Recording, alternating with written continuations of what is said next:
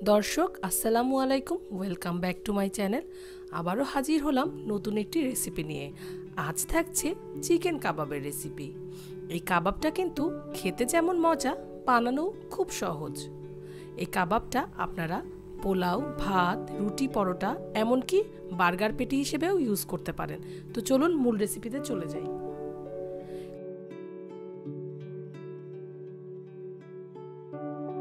তো এখানে আমি 5 টুকরো বড় সাইজের পাউরুটি নিয়ে নিয়েছি। এখন রুটিগুলোর মধ্যে আমি কিছুটা পানি দিয়ে দিচ্ছি, খুব বেশি পানি দিব না।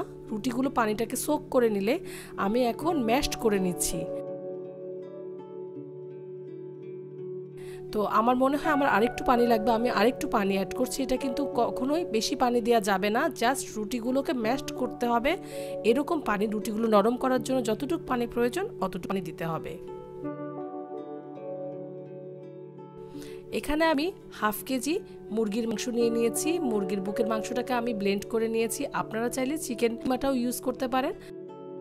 তো এখন এর মধ্যে দিয়ে দিলাম 2 টেবিল চামচ আদা রসুন বাটা। আদা এবং রসুনকে আমি একসাথে পেস্ট করে নিই। দিয়ে দিলাম 1 চা চামচ পরিমাণ মরিচ গুঁড়ো।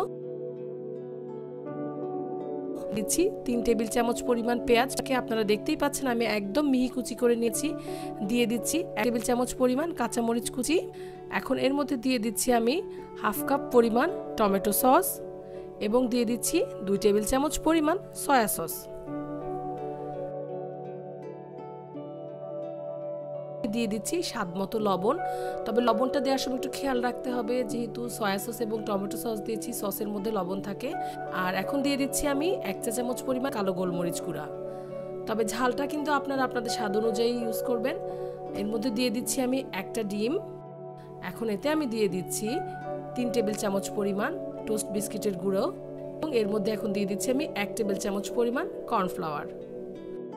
এখন দিয়ে দিচ্ছি সেই ম্যাশড করে রাখা পাউরুটিগুলো।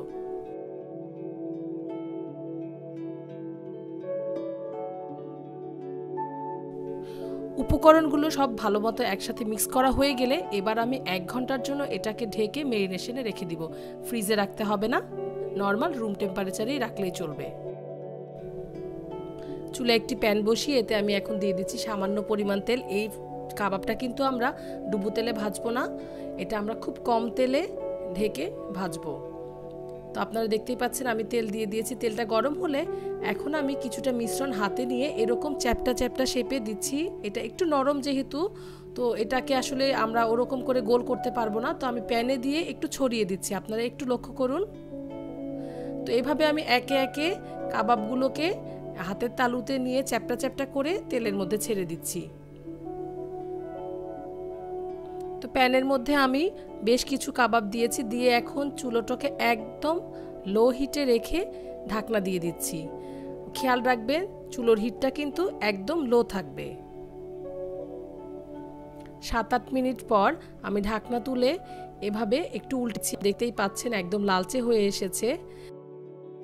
এই কাবাবগুলো কিন্তু একসাথে আপনারা অনেকগুলো বানিয়ে এরকম ভেজে ডিপ ফ্রিজে 2 মাসের মতো সংরক্ষণ করতে পারেন। জাস্ট নামিয়ে আপনারা মাইক্রোওয়েভে গরম করে নিলেই হবে, অথবা চুলায় একটি ফ্রাইং প্যান বসিয়ে লো হিটে ঢেকে গরম করলেও পারবেন।